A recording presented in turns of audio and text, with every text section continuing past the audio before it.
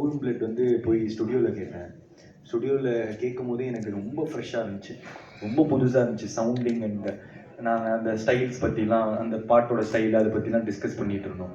அப்போது இது ஷுவராக ஹிட்டுன்னு தெரிஞ்சிருச்சிங்க அப்போவே. ஸோ அந்த பாட்டோட ரிசல்ட் வரும்போது நாங்கள் ரொம்ப பெருசாக பேசிக்கல, ஏன்னா நாங்கள் எதிர்பார்த்தது தான் அது. Pradeep Sengar. Thank you sir, thank you so much. நீங்க ஃபர்ஸ்ட் படம் ரிலீஸ் ஆவறதுக்குள்ளே you were committed to 3-4 films. Sir அது எப்படி how was it possible and what made it sir? உங்களுக்கு எப்படி கிடைச்சிச்சு? நீங்க உங்களோட ஸ்கில் எந்த வகையில காமிச்சதுனால it attracted other producers and other directors to get committed to it? Sir நான் வந்து ஒரு thank you sir, thank you for the wishes first. And நான் வந்து ஒரு 3 பாட்டு பண்ணியிருந்தேன் இண்டிபெண்ட். கத்தி சேர ஆசை கூட, சித்திரபுத்திரி. ஸோ அதை பார்த்துட்டு வந்தாங்க. அண்ட் முக்கியமாக ஒரு டெபியூட்டன் நம்பி இவ்வளோ பெரிய ப்ரொடியூசர்ஸ் வரும்போது, அப்போ நம்மளுக்கு தெரியல, நம்மளை நம்பி இத்தனை ப்ரொடியூசர்ஸ் வராங்க, இத்தனை டைரக்டர் வராங்கன்னா நம்மளை சாட்டிஸ்ஃபை பண்ண இல்லை, நம்மக்கிட்டே எதுவும் ஒன்று பிடிச்சிருக்கு, அதை நம்ம நல்லா டெலிவர் பண்ணுவோம்னு நம்பி வராங்க. ஸோ அதை நல்லா பண்ணியிருக்கேன்னு நினைக்கிறேன். உங்களுக்கு பிடிச்சதுன்னா ரொம்ப சந்தோஷம். Thank you sir. Pradeep sir, Tamil சினிமாவோட ரஜினி சாருக்கு ஒரு பேர் இருக்குது, அவர் ஃபார்முலா பிரேக் பண்ணார் அப்படிங்கிற மாதிரி ஒரு விஷயம் இருக்குது இல்லையா?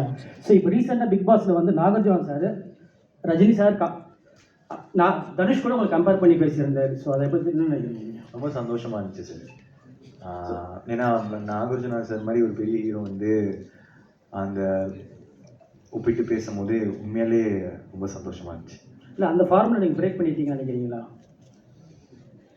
ஃபார்முலானா என்ன சார்? அதாவது அது ஃபார்முலா நான் சொன்னார் அந்த டைம் வந்து அவர் வந்த பிறகு ஒரு சினிமாவே கொஞ்சம் மாறிச்சு, அந்த ஒன்று மாற்றினாங்க. அந்த மாதிரி ஒரு ஜென்ரேஷனில் இப்போ உங்களை நான் அப்படி பார்க்குறேன் அப்படின்னு சொன்னார். அந்த மாதிரி நான் அவர் நினைக்கிறாரு, அதுக்கு நான் சந்தோஷப்படுறேன் சார்.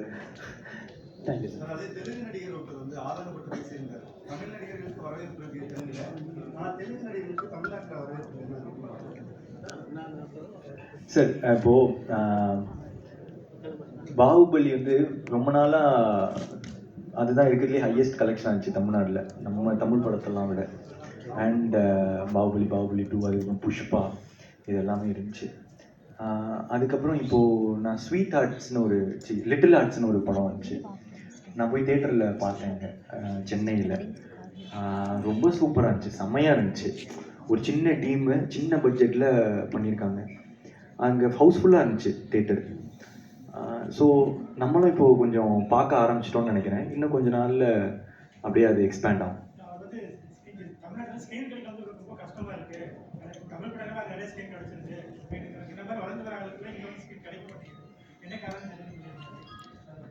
அதான் சார், இப்போ லிட்டில் ஆர்ட்ஸ் வந்து ஒரு சின்ன படம் தான்.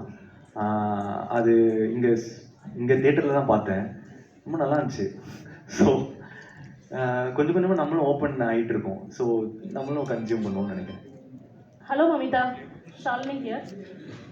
Hi, welcome back to Tamil cinema again. Thank you so much. Okay, so உங்கள் கேரக்டர் பற்றி சொல்லுங்கள். ஸோ பிஹைண்ட் ஒரு பப்ளிக் கேர்ளுக்கு பிஹைண்டில் வந்து ஒரு பெரிய எமோஷன் இருக்க மாதிரி இருக்குது சீன்ஸ் எல்லாம் பார்க்கும்போது ட்ரைலர்ஸில். ஸோ உங்கள் கேரக்டர் டூடில் என்னோட கேரக்டர் நேம் வந்துட்டு குரல். So like her name, like she is very vocal about her emotions. She is true to her emotions அப்படின்னு சொல்லலாம். And she is someone who genuinely cares about others. So எனக்கு வந்து குரல் is one of my favorite characters and I hope you'll all like her. Okay, இது வந்து உங்களுடைய 2வது தமிழ் படம்.